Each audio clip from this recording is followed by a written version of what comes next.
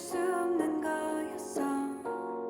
우주 속을 홀로 떠돌며 많이 외로워하다가 어느 순간 태양과 달이 겹치게 될 때면 모든 것을 이해할 수 있을 거야. 하늘에선 비만 내렸어. 뼛속까지 다 젖었어. 얼마 있다 비가 그쳤어. 대신 눈이 내리더니 영화 속도 볼 수 없던 눈보라가 불 때 너는 내가 처음 봤던 눈동자야. 낯익은 거리들이 거울처럼 반짝여도 네가 건네주는 커피 위에 살얼음이 터져. 우리 둘은 얼어붙지 않을 거야. 바닷속의 모래까지 녹일 거야. 춤을 추며 절망이랑 싸울 거야. 얼어붙은 아스팔트 도시 위로 숨이 막힐 것 같이 차가웠던 공기 속에 너의 체온이 내게 스며들어오고 있어. 우리 둘은 얼어붙지 않을 거야. 바닷속의 모래까지 녹일 거야. 춤을 추며 절망이랑 싸울 거야.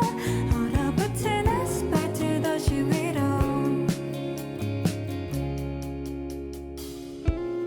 너와 나의 세대가 마지막이면 어떡해. 또 다른 빙하기가 찾아오면 어떡해. 긴 세월에 변하지 않을 그런 사랑은 없겠지만 그 사랑을 기다려줄 그런 사람을 찾는 거야. 긴 세월에 변하지 않을 그런 사랑은 없겠지만 그 사랑을 기다려줄 그런 사람을 찾는 거야.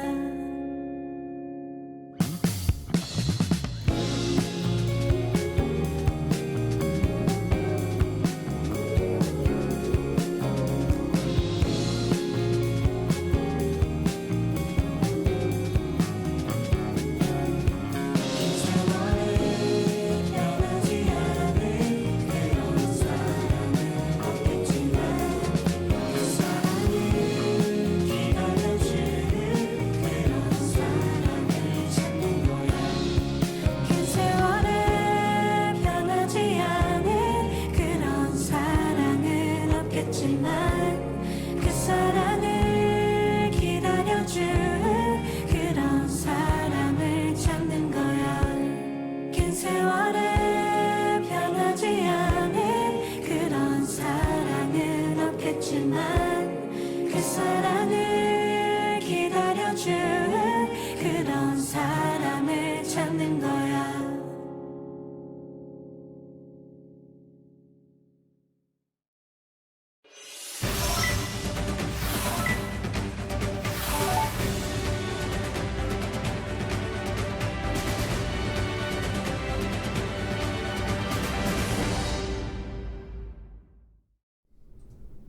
안녕하세요. 뉴스프리 데스크 성지영 기자입니다. 안녕하세요. 김민호 대타 전문 이선영입니다.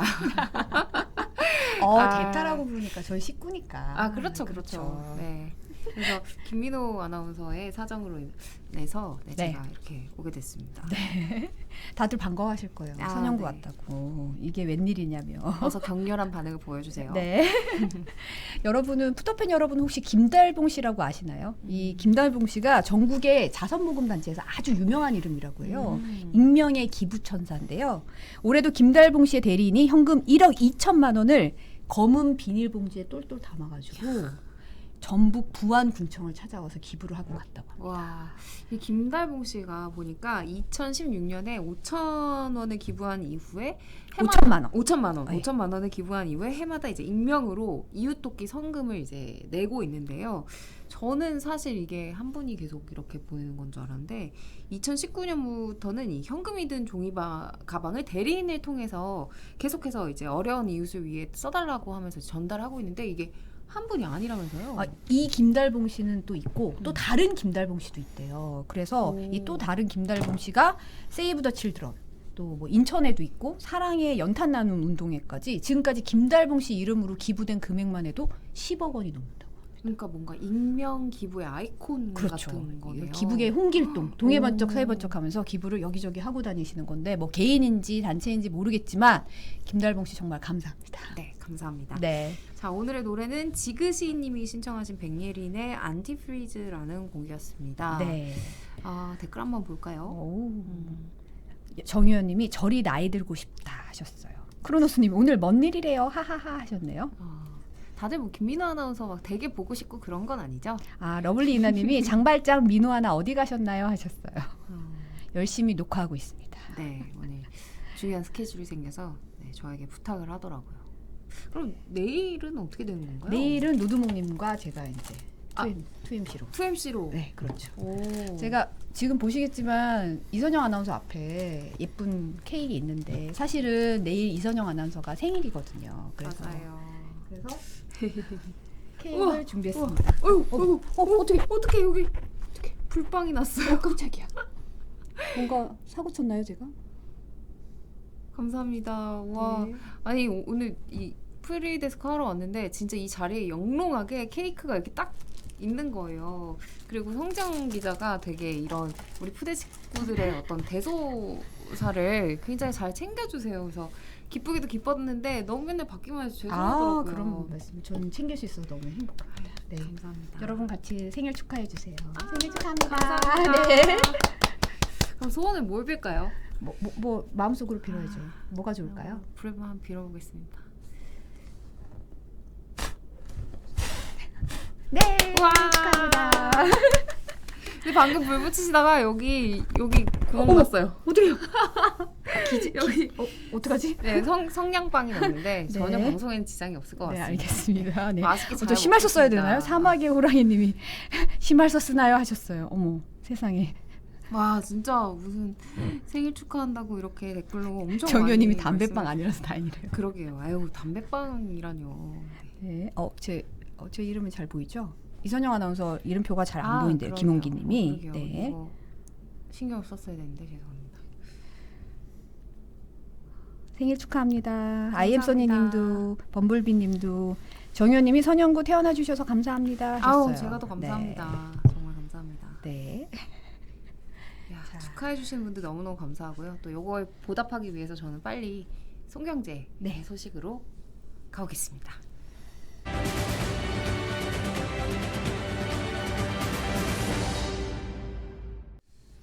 네, 이선영 아나운서의 송경재 시간입니다. 네, 노두봉. 저를 왜 송중기 시간에 저를 왜 호출하는 거예요? 아니 제가 저번에 한번 그 자리에 이제 노재필 기자를 앉혀보니까 재밌죠. 아니 괜찮더라고요, 이 밸런스가. 그래서 이번 주에도 또 제가 이제 대타할 일이 생겼다길래 잘 부탁을 됐다. 드렸죠. 잘 됐다. 저는 사실 이게 안 된 줄 알았는데 대본에 이렇게 저를 소환해 놔가지고 안 나올 수가 없었는데 네.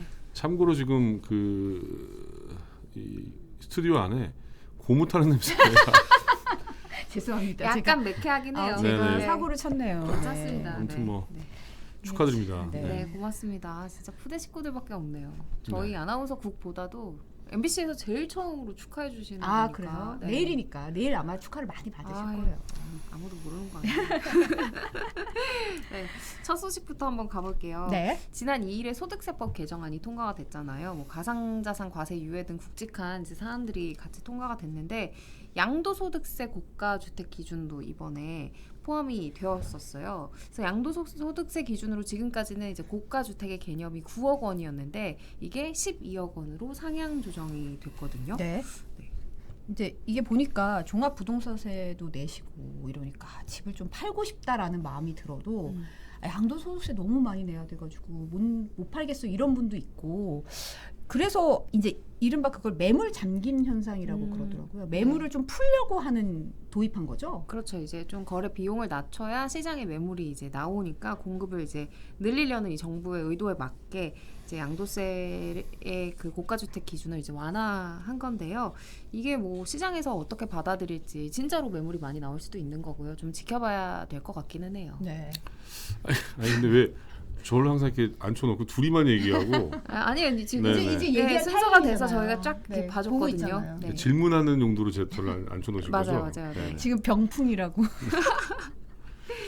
그 고가주택 기준에 해당이 된다면 어떤 식으로 양도세를 부과를 하는 건지 좀 설명 좀 해주세요. 그러니까 이제 주택에 대한 양도소득세가 뭐에 대해서 이제 부과되는 세금이냐면 예를 들어서 내가 집을 4억 주고 샀는데 이게 10억이 됐다. 그럼 이제 6억만큼 시세 차익이 발생하잖아요. 이 시세 차익 6억에 대해서 이제 부과하는 세금이 양도소득세인데요.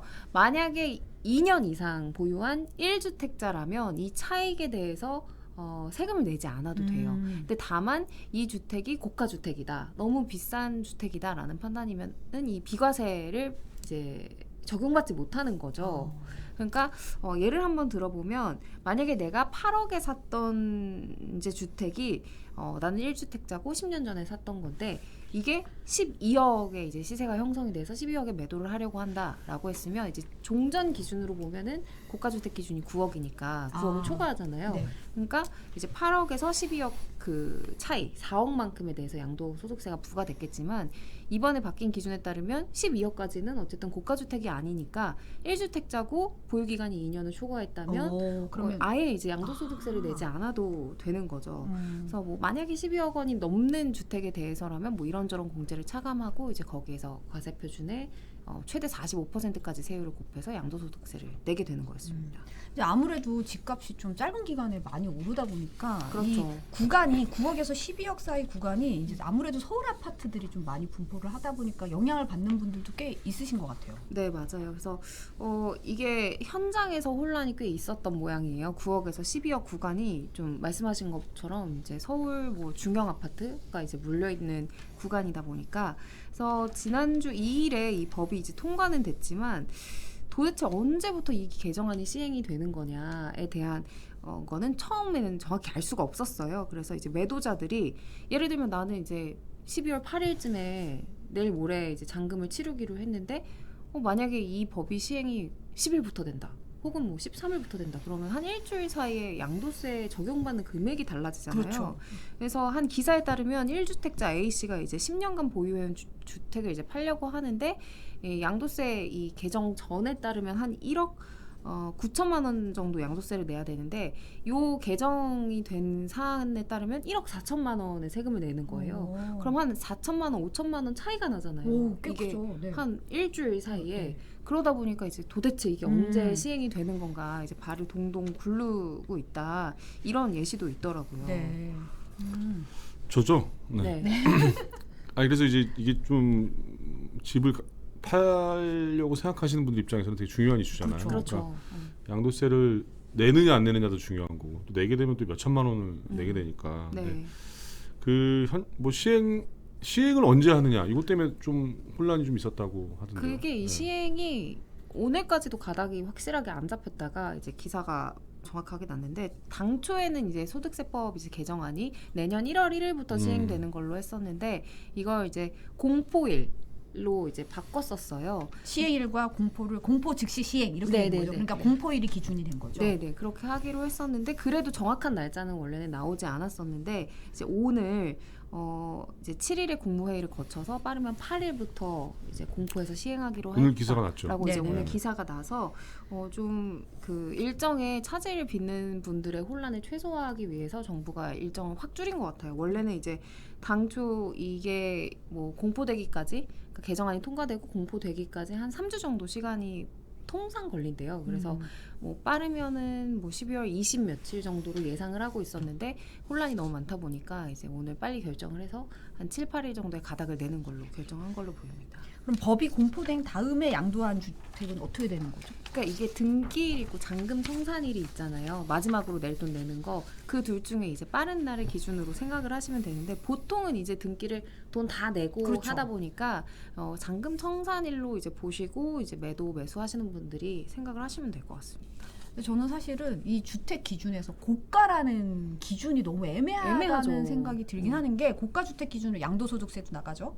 종부세도 있고 그다음에 뭐 거래할 때 중개수수료도 고가 주택은 좀 맞아요. 기준이 달라지고 대출도 은행에서 대출 받을 때 고가냐 아니냐에 따라서 뭐 어느 지역이냐에 따라서 또 다 다르잖아요. 네. 이게 너무 기준이 뭐지? 뭐 다 좀 다 다른 것 같은데 약간 이렇게 해서 헷갈리더라고요. 그래서 저도 이번에 양도소득세 고가주택이 개정이 되면서 저도 궁금해서 좀 알아봤는데 진짜 다 기준이 중구난방이더라고요. 말 그대로. 양도세 이번 양도세 개정안의 경우는 이제 실거래가 기준으로 12억을 이제 고가주택으로 봤잖아요. 근데 이제 또 종부세를 적용받는 주택, 그러니까 종부세를 적용받는다는 건 이제 고가주택이라는 의미니까요. 이 기준은 이제 최근 9억에서 11억으로 상향을 했는데 이건 또 실거래가가 아니고 공시가격 기준이고요. 공시가격 기준. 네. 네. 그리고 부동산 중개보수도 이번에 전면 개정이 됐잖아요. 그래서 이제 고가주택의 경우에는 이제 좀 다른 비율을 적용받는데 9억에서 15억으로 상향을 했거든요. 그리고 대출도 9억 초과분부터 이제 LTV 주담대 비율이 이제 낮아지고, 그러니까 이게 지금 뭐 어떤 거는 12억, 어떤 거는 15억, 어떤 거는 그것도 뭐 9억, 실거래가냐 이제 뭐 공시지가냐 이런 따라서 기준도 다르고 다 정말 적용하는 것마다 다 좀 기준이 뭘까 싶을 정도로 다 다른 적용을 하고 있더라고요. 네. 네. 또 제가 질문할 차례죠. 네네. 아니 근데 보니까 그 역시 두 분이 사는 게 더 좋은 것 같아요. 그러니까 리액션이 서로 이렇게 잘 맞고 네네. 아무튼 뭐 굉장히 좀 헷갈릴 만한데 사실은. 네. 근데 이제 12억이라는 게 과연 고가 주택 가격이 워낙 많이 올라다 맞아요. 보니까 이게 과연 적당한 기준이냐는 어떤 그런 얘기도 있는 것 같은데. 그런 네. 이야기도 많이 나오고 있는 네. 게 KB 빨리 빼주세요. 국민은행 네. 이제 월간 주택 가격 동향을 한번 보니까 그러니까 지난해 이제 수도권 5분위 아파트 값이 평균 15억 307만 원으로 나타났다고 해요. 근데 이 5분이라는 게 상위 20%거든요. 네. 상위 20%가 주택 가격이 15억인데 이 여러 세법상 또 대출 기준상 고가 기준은 그에 미달하다 보니까 사실상 엄청난 부유층이 아닌데도 이제 고가 주택 기준을 받아서 세금을 적용받는 거 아니냐 이런 불만도 나오고 있습니다. 네. 마블 스테이션님이 집 없는 사람은 이해가 불가하다라고 하셨고 알멘티아티님은 지방별로 다르게 측정할 필요가 있다고 말씀하셨어요. 어떻게 보면 이제 서울에 너무 국한된 얘기니까 하긴, 지역에서 그럼요. 보기에는 지방에서 보기에는 너무 딴 세상 얘기인데 왜 그 기준이 이렇게 돼야 되지?라고 할 수도 있고 사실 억억하니까 이게 뭐 내 주머니에 있는 돈 같지만 사실 굉장히 그렇지 많은 않죠. 돈이잖아요, 사실. 네.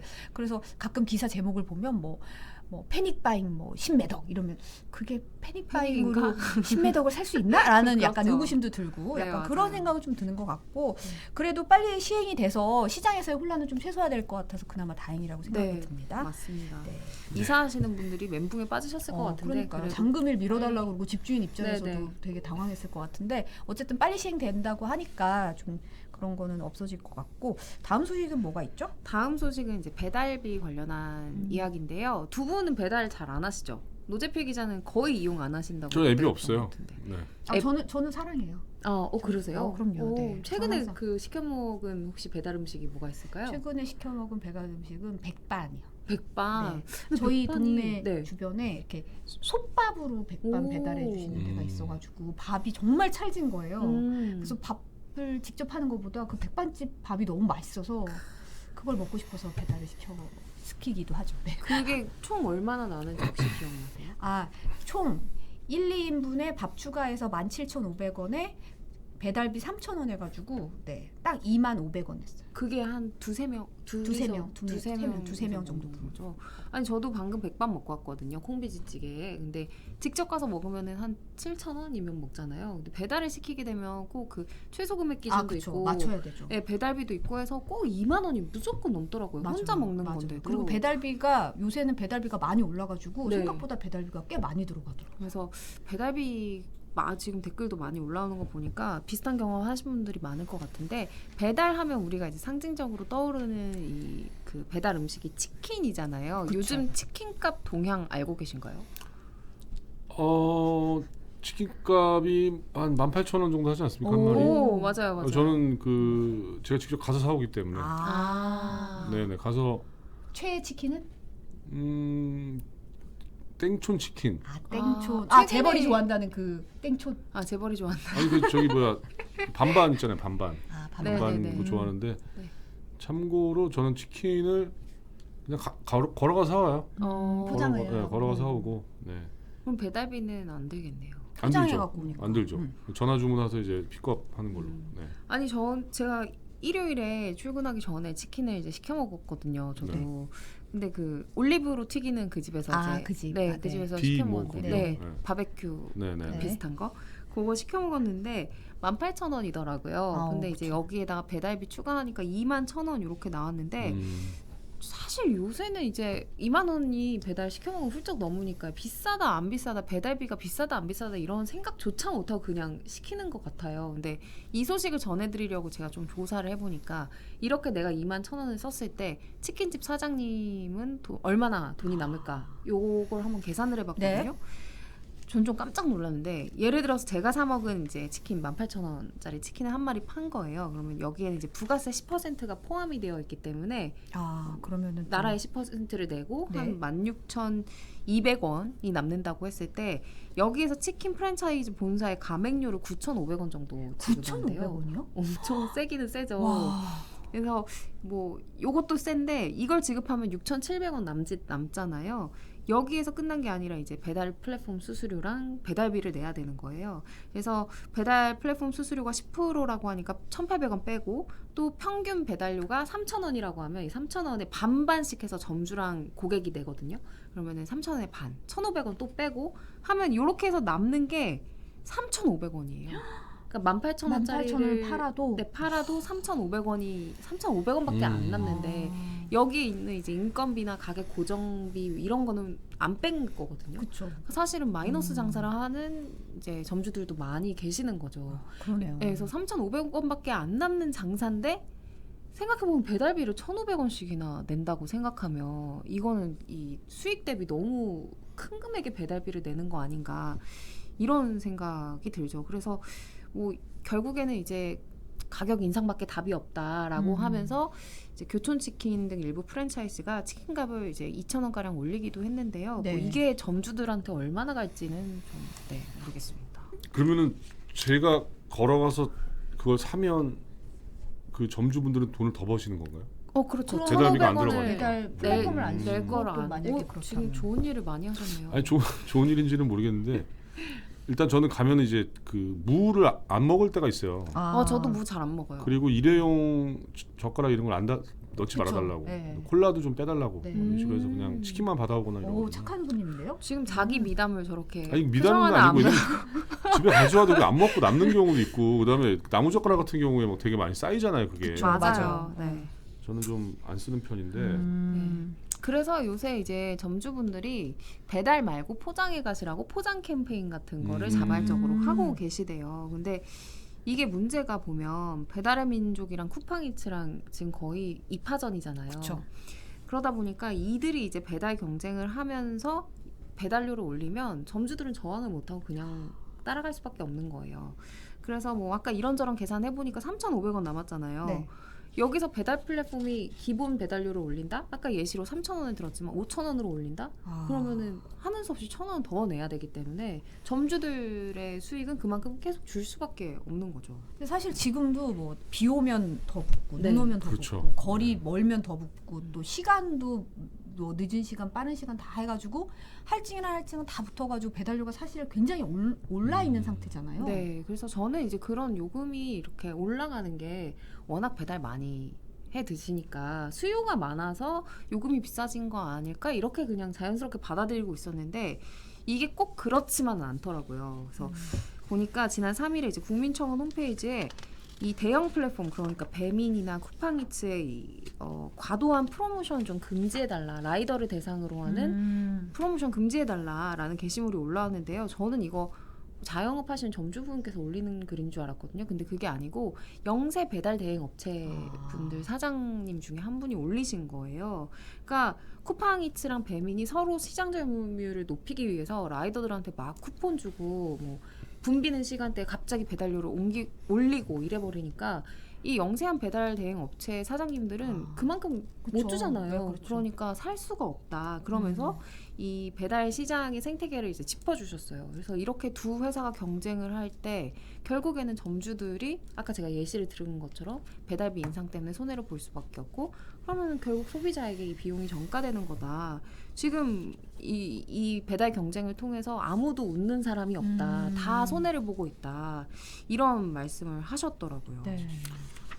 그러니까 결국에는 뭐 이게 배민과 쿠팡이츠가 자기들이 수익을 더 올리려는 경쟁이라면 또 그럴 수밖에 없겠네라는 생각도 드는데 그게 아니라 그냥 시장 점유율에서 1위를 차지하려는 이 경쟁 속에서 뭐 무제한으로 배달비가 올라갈 수밖에 없는 상황인 거죠.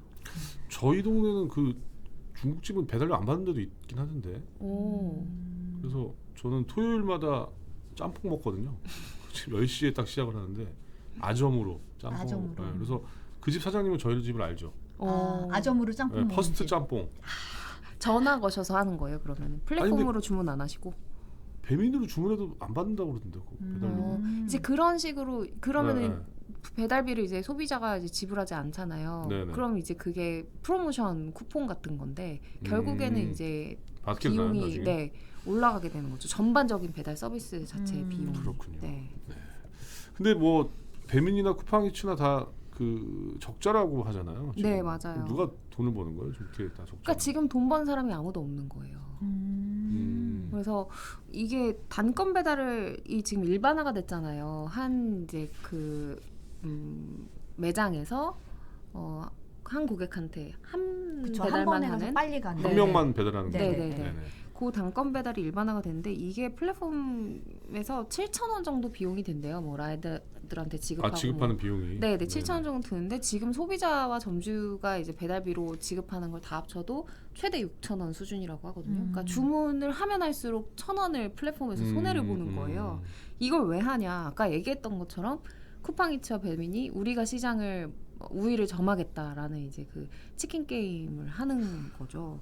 그래서 쿠팡 같은 경우에 실적 발표를 이제 올 3분기 실적 발표를 지난 12일에 했는데 약 3,716억의 영업 손실을 기록했거든요. 근데 주요한 이유가 이제 쿠팡이츠에 들어가는 마케팅비나 뭐 이런 비용의 증가분이 주요한 원인이었다고 하고요. 배민도 이제 쿠팡이츠와 단건 배달을 이제 경쟁한 이후로 수익성이 지속적으로 하락하고 있는데 지난해 처음으로 매출 1조를 이제 달성했대요. 근데 매출만 올랐지 영업 손실이 112억이나 됐다고 합니다.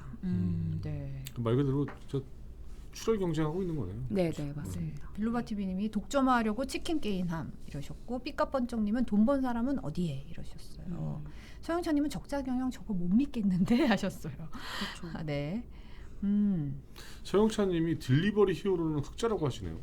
그러니까 중간에 배달하는 업체에서는 또 딜리버리 히어로 딜리버리 DH가 이제 그 배달의 민족 네. 회사잖아요. 본사잖아요. 네네 자회사잖아요. 근데 이게 뭐 저도 이 내용에 넣진 않았는데 제가 아까 기사를 좀 찾아보니까 우리 생각에는 이제 플랫폼이 두 개다 보니까 이 두 개에서 라이더들을 다 가지고 뭐 운영을 하는 것 같잖아요. 근데 실질적으로는 이 청원인처럼 영세한 운영 대행사에 소속돼 있는 라이더들이 굉장히 많대요. 지분으로 보면. 그러니까 DH에 소속돼서 뭐 배민원이나 이런 배민에만 제공하는 그 라이더들을 제공하는 건 정말 극소수 시장에서 정말 일부인 거죠. 그러니까 DH의 경우에는 뭐 흑자가 날 수도 있겠지만 배달의 민족 전체적으로 보면은 그렇지 않은 상황인 거죠. 네. 어떻게 보면 이제 이 두 회사가 서로 강대강으로 쩐해 전쟁을 벌이고 있는데 이러다가 결국은 나중에 누가 한 군데가 독점을 쓰러지고. 한다거나 뭐 쓰러지거나 이러면 오히려 가격 경쟁이 안 되니까 그렇죠. 오히려 점주들이라든지 고객들이 소비자들이 오히려 좀 피해를 입는 거 아닌가 이런 우려도 사실 있거든요. 근데 사실 이 우려가 지금에서야 나온 게 아니고 쭉 계속해서 이제 이 플랫폼의 과도한 경쟁 조금 규제해야 된다라는 목소리는 예전부터 나오기는 했었어요. 그래서 일단 청원인이 올린 글은 올린 지 하루 만인 4일 기준으로 767명의 동의를 얻어서 사전 검토 그 공개 검토 기준 넘겼거든요. 네. 100명 기준 넘겼기 때문에 이게 아무래도 이제 배달이 우리 생활 깊숙이 스며들었기 때문에 많은 분들이 많은 관심을 가지실 것 같은데, 그래서 앞으로 좀 어떻게 진행될지 지켜봐야 할 것 같아요. 네. 마지막 소식은? 네, 마지막 소식. 빨리빨리 가볼까요? 이거 저기 뭐야? 큐시트 산책. 아니 안 해도 됩니다. 네. 아니, 안 해도 돼. 천천히 하십시오. 네. 마지막 소식은 약간 이제 라이트하게 재테크 관련 소식을 들고 왔는데, 두 분 재테크에 관심 많으신가요? 관심은 많죠. 많은데 뭐. 난 잘하는 게 중요하죠, 근데. 네. 네, 성반 꾸리시고 네. 노재필 기자는 조금 저는 그냥 수완이 좋다고 제가 들었어요. 아니 저는 그냥 뭐 묻어놓고 있는 스타일. 가치 투자. 가치 투자. 기우제 스타일이죠. 기우제. 아무튼 요새 이제 핫한 재테크 수단이 있다고 해서 제가 좀 들고 왔는데, 요새 이제 모든 소비 트렌드에 이제 들어가는 글자가 MZ 세대잖아요. 아, 그렇죠. MZ 세대가 이제 모든 트렌드를 견인하고 있는데, 요새 MZ 세대는 주식도 코인도 이제 한물 같다고 생각하고 이 미술 시장에 주목을 한다고 해요. 그래서 아트테크가 열풍이라고 하는데요. 이제 올해 10월에 열렸던 키아프 한국국제 아트페어 같은 경우에도 명품 매장에서나 볼 수 있었던 오픈런 현상이 있었다고 해요. 그러니까 작품을 사려고 줄을 이만큼 선 건데요. 그래서 키아프의 매출액이 2019년에 최대였는데 310억이었거든요. 근데 올해 2배를 훌쩍 뛰어넘어서 650억을 기록했다고 하니까 네. 정말 이제 큰 폭으로 매출이 상승했잖아요. 네, 이 상승 요인으로는 젊은 층의 관심이 주요했다. 이렇게 업계는 분석을 하고 있다고 합니다. 네. 얼마 전에 기사도 저 본 것 같은데 그 일타 수학 강사 현우진 네. 그분이 뭐 미술품을 되게 비싼 맞아, 거 맞아요. 산 기사가 있었는데 오. 사실 이제 미술품 이런 얘기를 하면은 그 재벌 회장님들이나 이분들이 이제 맞아. 창고에다가 이렇게 어. 사가지고 막 넣어놓고 뭐 이런 거를 생각하는데 좀 MZ 세대가 그걸 산다는 게 좀 재미있는 그쵸. 것 같아요. 저도 네. 좀 그런 편견이 좀 있기는 했었거든요. 근데 페르소나 에고님이 분해나는 아트테크래요. 그러게요. 분해난다. 분해가 뭐죠? 부자 냄새가 난다. 네. 죄송합니다. 네. 그러니까 이게 플랫폼 시대인 게 한몫을 한 것 같아요. 그러니까 사실 이렇게 우리가 생각하는 것처럼 막 미술품 고르고 이런 거는 이렇게 전시관에 가야 되잖아요. 얼마나 그렇죠. 부담스러워요, 그게. 그래서 일종의 이제 젊은 세대들이 이제 들어가기에는 약간의 진입 장벽 역할을 했는데, 요새는 이제 미술품 거래를 편리하게 플랫폼으로도 이제 할 수가 있대요. 네. 핸드폰으로. 그래서 이런 진입 장벽이 허물어진 게 어느 정도 역할을 했다고 볼 수 있을 것 같습니다. 어떻게 보면 주식이나 가상화폐도 다 쪼개가지고 소수점 거래 하잖아요. 네네. 뭐 음원 같은 경우도 네. 거래를 하고 이러다 보니까 이제 미술품도 이게 쪼개서 거래하는 게 가능하면서 오히려 디지털 환경에 익숙한 이 2030 MZ 세대들이 이렇게 참여하는 것 같아요. 그러니까 이거 조각 투자라고 하잖아요. 네네. 그 얼마 전에 송경제에서도 뭐 명품 롤렉스 조각 투자하는 걸로 해서 예시를 들어드린 적이 있는데, 네. 젊은 층에게 이제 핫한 익명 아티스트 뱅크시 아시죠? 네. 뱅크시의 요 작품이 그래픽을 한번 네. 잭 앤 질이라는 작품인데, 이게 얼마 전 경매에 올라왔는데 1억 2,500만 원 상당을 이제 조각 투자가 가능하게끔 이제 열어놨대요. 여기에 480명이 들어와서 480명? 네네, 나눠 가졌다고 해요. 네. 그래서 이렇게 미술품을 공동 구매하는 규모 자체도 굉장히 늘어났는데요. 2020년에는 35억 원 규모에 불과한 반면 네. 2021년 11월 기준으로는 155억 원 규모로 공동 구매, 그러니까 조각 투자하는 규모. 저 미술품 공구는 처음 들어봤네요. 그러니까요. 그래서 되게 흥미롭네요. 네, 그래서 5배나 늘었다고 하니까 진짜 이 젊은 층은 이런 거 진짜 빨리빨리 흡수해가지고 얼른 실행하는 것 같아요. 근데 저거를 공동구매를 하면 누가 갖고 있어요, 근데? 그러니까 그런 실물 소유권에 대한 개념이 개념이 중요하지가 않은 거죠. 내가 그 한 조각을 갖고 있다. 이게 가치가 오르면 그 비율만큼 그냥 또 나눠 가지면 되는 거니까 수익을. 참, 세상 참 빠르게 변하고 있군요. 네. 네, 이게 네. 그 소유권뿐만 아니라 뭐 다른 이점도 있어요? 그러니까 우리가 보통 알고 있는 것처럼 재벌들이 미술품 많이 사는 게 세금 아, 이점이 그쵸. 있잖아요. MZ 세대들이 그걸 또 놓치지 않는 거예요. 미술품 같은 경우에는 6천만 원 미만이면은 이게 비과세고, 6천만 원 이상이더라도, 그러니까 차익이 6천만 원 이상이더라도 그 중에 80%는 비용 처리를 해줘요. 그러니까 뭐 7천만 원이면 7이14에서 1,400만 원만 이제 이 차익으로 보기 때문에 굉장히 필요 경비를 많이 인정해주잖아요. 그래서 이런 뭐 슈테크에 이어서 아트테크가 MZ 세대들한테 확실하게 자리매김할지 좀 지켜보면 흥미로울 것 같습니다. 사실 이제 세금 얘기를 하셨는데 그 이제 이런 시장들이 생겨나면서 이제 세금을 좀 회피하는 수단으로 아니면 부를 이제 뭐 자녀한테 증여한다든지 그런 수단으로 쓰이고 있는데 최근에 제가 들은 얘기는 이제 당근마켓에 보면 한 2억짜리 시계 이런 게 나온대요.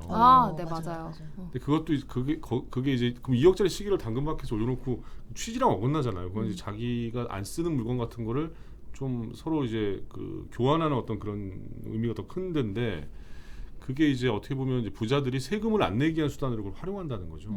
아직 이제 과세 당국의 어떤 손길이 그 당근마켓까지는 안 온 거예요. 그래서 그거를 예를 들어서 이런 거겠죠. 뭐 아들이 2억짜리 시계를 올려놓고 아버지가 산다든지 그럴 수 있죠. 그럴 수 있겠네요. 그럼 이제 뭐 아들한테는 이 시계 어디서 났어 그러면 할아버지한테 받았어요. 이러고 이제 그러면 이제 그 추적이 안 되는 거죠. 현금이 가는 방식으로 가는 거죠. 그래서 뭔가 이제 이런 시장이 어떻게 보면 그런 그 돈이 많은 사람들의 어떤 그런 탈세의 한 용도, 뭐 한 수단으로 활용이 되는 이런 측면도 있다고 누가 그러더라고요. 네. 아무튼 뭐 퀴즈 산책 5분 남았는데 네. 바로 5분 가죠. 거- 걷지 바로 없이. 네, 네. 바로 갑시다. 네. 마중물님이 결국 부의 물림 수단이네 하셨습니다. 아, 네. 그런 측면이 좀 있을 수가 있어요. 네. 네.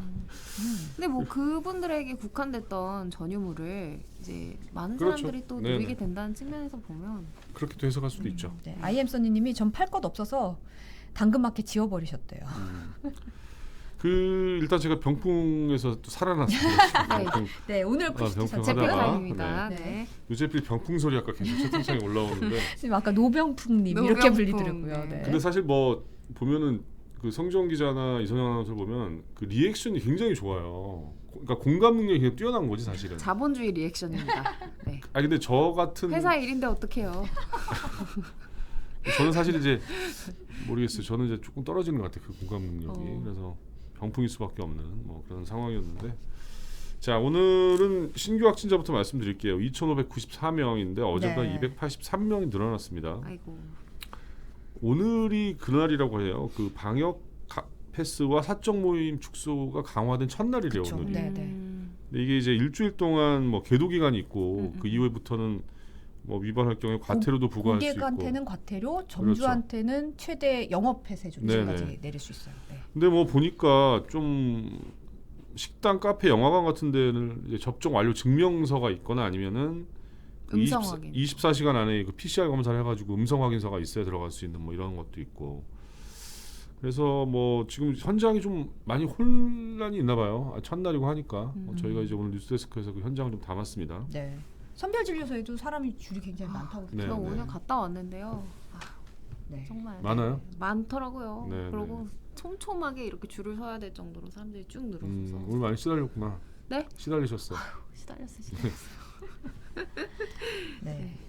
자, 그리고 오미크론이 이제 N차 감염 우려가 있는데 그 대학가 서울수제대학에서 학생 3명이 의심 증상을 보이고 있어가지고 아이고. 이게 지금 대학가에 비상이 걸렸는데 아이고.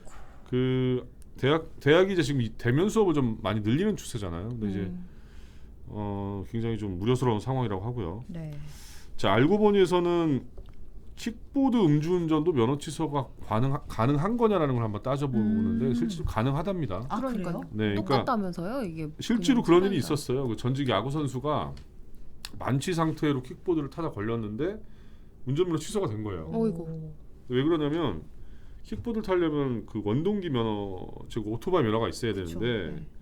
이게 적발이 되면 그 행정처분은 다 똑같이 적용이 된다는 거예요. 다른 자동차 면허까지도. 그래서 조심하셔야 되고 만약에 킥보드를 타다 인명 피해를 냈을 경우에는 15년 이하의 징역까지도 처해질 수 있어서 아유, 그건 엄청난. 네, 아니, 그러니까 뭐 어쨌든 인명 피해는 네, 처벌이 그렇죠. 돼야 되니까. 네. 그러니까 뭐 술 음주운전은 마시면 뭐 운전대든 그렇죠. 킥보드 자전거도 때든 타면 안 되고. 운전하시면 안 네네. 됩니다. 네. 네. 저스러님이 전 그런 제필이 형이 좋아요 하셨고 네. 병풍이 좋다는 말씀이십니까? 암행어사님도 잘하고 있어요 제필이 형 하면서 네, 네. 네, 훈훈한 댓글을 남겨주셨어요. 고맙습니다. 네. 네. 이렇게 힘을 또 얻고 갑니다. 제가 자 일본이 그 오미크론 변이가 나온 다음에 외국인의 신규 입국을 중단했잖아요. 네, 그래서 재입국한 네. 경우에도 2주간 자가격리하게 돼 있는데 지난 주말에 한국인들이 나리타 공항에서 내렸는데 무려 공항에서 340km 정도 떨어진 곳에다가 격리를 장소를 마련했다는 그건 거예요. 좀 심한데요. 좀 심하죠. 네. 공항에서 거기까지 가는데 10시간 걸렸대요. 이 약간 뭐 국적에 따라 차별하는 거 아니냐 뭐 이런 어떤 항의를 하니까 격리 시설이 부족해서 그런 거다. 그건 아니다. 한국인만 일로 보낸 거잖아요. 그러니까 여러 뭐 국적들을 나누는데 이제 한국인들이 이제 150명이 굉장히 먼 곳으로 이제 간 거죠. 그래서 불만이 많다라고 합니다. 네. 그러네요. 자, 그다음에 어린이집 교사 얘긴데 교사가 화장실 간 사이에 그 3살 반 애들이 일종의 집단 따돌림을 한 거예요. 한 명을 때린 거예요. 아이고. 근데 3살 반이요? 네, 근데 이게 그럼 뭐 이 담임이 잠깐 자리를 비운 거를 방임죄를 적용할 수 있느냐 없느냐에 대한 논란이 있다고 합니다. 근데 그냥 단순히 화장실을 간 건데. 그렇죠. 그 짧은 시간에. 근데 한 차례가 아니에요. 네. 아. 자, 그다음에 53초 남았는데 저희 조재영 기자가 리포트하고 있는 충북 청주에서 일어났던 의붓 아빠랑 그러니까 의붓다라고 그 친구를 성폭행한 의붓 아버지 네. 그리고 또 그 피해자들이 스스로 이제 극단적인 선택을 할 수밖에 없었던 그런 거에 대해서 리포트를 했는데 수사가 진행되는 기간 동안 의붓 아빠랑 의붓 딸이 같이 살았대요. 근데 아니, 안 되지 분리를 않나요? 해야 되지 않아요? 그러니까 분리가 원래 원칙인데 문제는 이 의붓 딸 같은 경우는 아빠가 무서우니까 근데 그 아이의 의견이 또 중요하다는 거예요. 그래서 이제 지자체랑 경찰이 떼놓으려고 했지만 애는 같이 있겠다고 했는데 그 아이는 그 문자로 친구들한테 부모를 바꿨으면 좋겠다 이런 얘기를 아이고. 보낸 거죠. 그러니까 굉장히 너무 안 됐네요. 좀 보면서 좀 화가 나더라고요. 네. 그러게요. 하여튼 뭐 조재현 기자가 굉장히 이 사건을 열심히 파고 있습니다. 네. 자, 오늘 병풍 노재필과 공감 능력 대타전문. 높으신 두 분과 함께 또 네. 내일은 제가 그 자리에 앉는 거죠? 네, 그렇죠. 네네. 네. 내일은 두 분이서. 네. 알겠습니다. 네. 네, 오늘도 감사합니다. 고맙습니다. 고맙습니다.